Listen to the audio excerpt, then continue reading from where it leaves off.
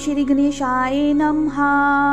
हर हर महादेव। शिव के विवाह का उपसंहार, उनके द्वारा दक्षिणा वितरण, वर वधु का कोहबर और वास भवन में जाना, वहां स्त्रियों का उनसे लोकाचार का पालन कराना, रीति की प्रार्थना से शिव द्वारा काम को जीवन दान एवं वर प्रदान, वर वधु का एक दूसरे को मिष्ठान भोजन कराना और शिव का जनवा से में लौटना।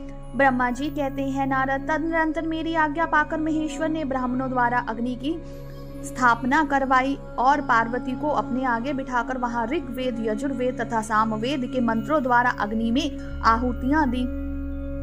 तात उस समय काली के भाई मैनाक ने लावा की अंजलि दी और काली तथा शिव दोनों ने आहुति देकर लोकाचार का आश्रय ले प्रसन्नता पूर्वक अग्निदेव की परिक्रमा की। नारद, तदनंतर शिव की आज्ञा से मुनियों सहित मैंने शिवा शिव विवाह का शेष कार्य प्रसन्नता पूर्वक पूरा किया। फिर उन दोनों दंपति के मस्तक का अभिषेक हुआ। ब्राह्मणों ने उन्हें आदर पूर्वक ध्रुव का दर्शन करवाया।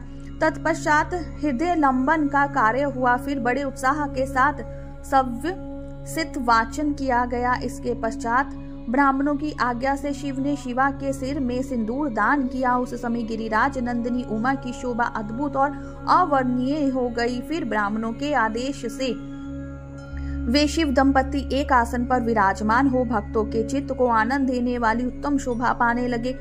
मुने तदनंतर अद्भुत लीला करने वाले उन नव दंपति ने मेरी आज्ञा पाकर अपने स्थान पर संस्था वर्ष प्राशन किया। इस प्रकार विधि पूर्वक उस वैवाहिक यज्ञ के पूर्ण हो जाने पर भगवान शिव ने मुझ लोक सृष्टा ब्रह्मा को पूर्ण पात्र दान किया। फिर शंभु ने आचार्य को गोदान किया। मंगलदायक जो बड़े बड़े दान बताए गए हैं वे भी सहर्ष संपन्न किए। तत्पश्चात उन्होंने बहुत से ब्राह्मणों को पृथक पृथक 100 सुवर्ण मुद्राएं दी, करोड़ों रत्न दान किए और अनेक प्रकार के द्रव्य बांटे। उस समय सब देवता तथा दूसरे दूसरे चराचर जीव मन में बड़े प्रसन्न हुए और जोर जोर से जय जयकार की ध्वनि होने लगी। सब और मांगलिक शब्द और गीत होने लगे। वादों की मनोहर ध्वनि सबके आनंद को बढ़ाने लगी। इसके बाद श्री विष्णु, मैं, देवता, ऋषि तथा अन्य सब लोग गिरिराज से आज्ञा ले बड़ी प्रसन्नता के साथ शीघ्र ही अपने अपने डेरे में चले आए। उस समय हिमालय नगर की स्त्रियां आनंद मगन हो शिव और पार्वती को लेकर कोहबर में गई। वहां उन सब ने आदरपूर्वक वर वधु से लोकाचार का संपादन कराया। उस समय सब और परमानंददायक महान उत्साह छा रहा था। तदनंतर वे स्त्रियां उन लोक कल्याणकारी दंपति को साथ ले परम दिव्य वास भवन कौतुकागार में गई और वहां भी प्रसन्नता पूर्वक लोकाचार का संपादन किया। इसके बाद गिरिराज के नगर की स्त्रियां ने समीप आकर मंगल कृत करके उन नव दंपति को केली गृह में पहुंचाया और जय ध्वनि करते हुए उनके गठबंधन की गांठ खोलने के आदि का कार्य संपन्न किया। उस समय उन नूतन दंपति को देखने के लिए 16 दिव्य नारियां बड़े आदर के साथ शीघ्रता पूर्वक वहां आई। उनके नाम इस प्रकार हैं: सरस्वती, लक्ष्मी, सावित्री, गंगा, अदिति, शची, लोपामुद्रा, अरुंधति, अहल्या, तुलसी, स्वाहा, रोहिणी, पार्वती, पृथ्वी, शतरूपा, संध्या तथा रति ये देवांगनाएं तथा मनोहरिणी देवकन्या, नाग कन्या और मुनि कन्या भी वहां पहुंची। वहां जितनी स्त्रियां उपस्थित थी उन सब की गणना करने में कौन समर्थ है। उनके दिए हुए रत्नमय सिंहासन पर भगवान शिव प्रसन्नता पूर्वक बैठे। उस समय उन्होंने शिव से नाना प्रकार की विनोद पूर्ण बातें कही। तदनंतर प्रसन्न चित्त हुए महेश्वर ने अपनी पत्नी के साथ मिष्ठान भोजन और आचमन करके कपूर डाला हुआ पान खाया। इसी अवसर पर अनुकूल समय जान प्रसन्न हुई रति ने दिव्य वत्सल भगवान शंकर से कहा, भगवान पार्वती का पानी ग्रहण करके आपने अत्यंत दुर्लभ सौभाग्य प्राप्त किया है। बताइए मेरे प्राणनाथ को जो स्वार्थ रहित थे आपने क्यों भस्म कर डाला। अब यहाँ मेरे पति को जीवित कीजिए और अपने अंतकरण में काम संबंधी व्यापार को जगाइए। आपको और मुझको जो समान रूप से वियोग जनित संताप हुआ है उसे दूर कीजिए। महेश्वर, आपके इस विवाह उत्सव में सब लोग सुखी हैं, केवल मैं ही अपने पति के बिना दुख में डूबी हुई हूँ। देव शंकर प्रसन्न हुई और मुझे सनातन सनाथ कीजिए। दीन बंधु परम प्रभु, अपनी कही हुई बात को सत्य कीजिए। चराचर प्राणियों सहित तीनों लोकों में आपके सिवा दूसरा कौन है जो मेरे दुख का नाश करने में समर्थ हो। ऐसा जानकर आप मुझ पर दया कीजिए। दीनों पर दया करने वाले नाथ, सबको आनंद प्रदान करने वाले, अपने इस विवाह उत्सव में मुझे भी उत्सव संपन्न बनाइए। मेरे प्राणनाथ के जीवित होने पर ही मैं अपनी प्रिया पार्वती के साथ आपका सुंदर विहार परिपूर्ण होगा, इसमें संशय नहीं है। सर्वेश्वर, आप सब कुछ करने में समर्थ है, क्योंकि आप ही परमेश्वर हैं। यहाँ अधिक कहने से क्या लाभ। सर्वेश्वर, आप शीघ्र मेरे पति को जीवित कीजिए।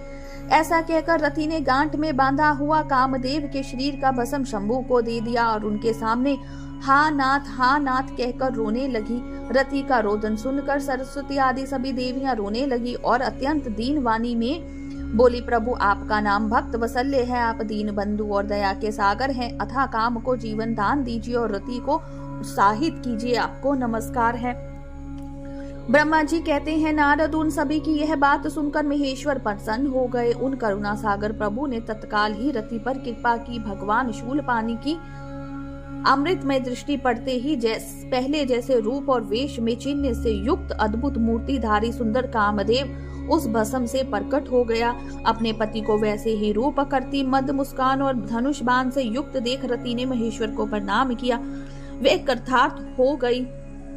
उसने प्राणनाथ की प्राप्ति कराने वाले भगवान शिव का अपने जीवित पति के साथ हाथ जोड़कर बारंबार सत्वन किया। पत्नी सहित काम की हुई स्तुति को सुनकर दया हृदय भगवान शंकर अत्यंत प्रसन्न हुए और इस प्रकार बोले। शंकर ने कहा, मनोभाव पत्नी सहित तुमने जो स्तुति की है उससे मैं बहुत प्रसन्न हूँ। स्वयं प्रकट होने वाले काम तुम वर मांगो, मैं तुम्हें मनवांछित वस्तु दूंगा। शंभु का यह वचन सुनकर कामदेव महान आनंद में निमग्न हो गया और हाथ जोड़कर मस्तक झुकाकर गदगद वाणी से बोला। कामदेव ने कहा, देव देव महादेव करुणा सागर प्रभु, यदि आप मुझ पर प्रसन्न हैं तो मेरे लिए आनंददायक होइए। प्रभु, पूर्व काल में मैंने जो अपराध किया था उसे क्षमा कीजिए। सब जनों के प्रति परम प्रेम और अपने चरणों की भक्ति दे दीजिए। कामदेव का यह कथन सुनकर परमेश्वर शिव प्रसन्न हो बोले, बहुत अच्छा। इसके बाद उन करुणा निधि ने हंस कर कहा, महामते कामदेव, मैं तुम पर प्रसन्न हूँ। तुम अपने मन से भय को निकाल दो, भगवान विष्णु के पास जाओ और इस घर से बाहर ही रहो। तदनंतर काम शिव जी को प्रणाम करके बाहर आ गया। विष्णु आदि देवताओं ने उसे आशीर्वाद दिया। इसके बाद भगवान शंकर ने उस वास भवन में पार्वती को बाएं बिठाकर मिष्ठान भोजन कराया और पार्वती ने भी प्रसन्नता पूर्वक उनका मुंह मीठा किया। तदनंतर वहां लोकाचार का पालन करते हुए आवश्यक कृत्य करके मीना और हिमावन की आज्ञा ले भगवान शिव जनवा से में चले गए। मुने उस समय महान उत्सव हुआ और वेद मंत्रों की ध्वनि होने लगी। लोग चारों प्रकार के बाजे बजाने लगे। जनवा से में अपने स्थान पर पहुंचकर शिव ने लोकाचारवश मुनियों को प्रणाम किया। श्री हरि को और मुझे भी मस्तक झुकाया। फिर सब देवता आदि ने उनकी वंदना की। उस समय वहां जय जयकार, नमस्कार तथा मस्तक विघ्नों का विनाश करने वाली शुभदायिनी वेद ध्वनि भी होने लगी। इसके बाद मैंने भगवान विष्णु ने तथा इंद्र, ऋषि और सिद्धि आदि ने भी शंकर जी की स्तुति की। गिरिराज नायक महेश्वर की स्तुति करके वे विष्णु आदि देवता प्रसन्नता पूर्वक उनकी यथोचित सेवा में लग गए। तत्पश्चात लीला पूर्वक शरीर धारण करने वाले महेश्वर शंभु ने उन सब को सम्मान दिया। फिर उन परमेश्वर की आज्ञा पाकर वे विष्णु आदि देवता अत्यंत प्रसन्न हो अपने अपने विश्राम स्थान को चले गए। बोलिए शंकर भगवान की जय, उमापति महादेव की जय। हर हर महादेव।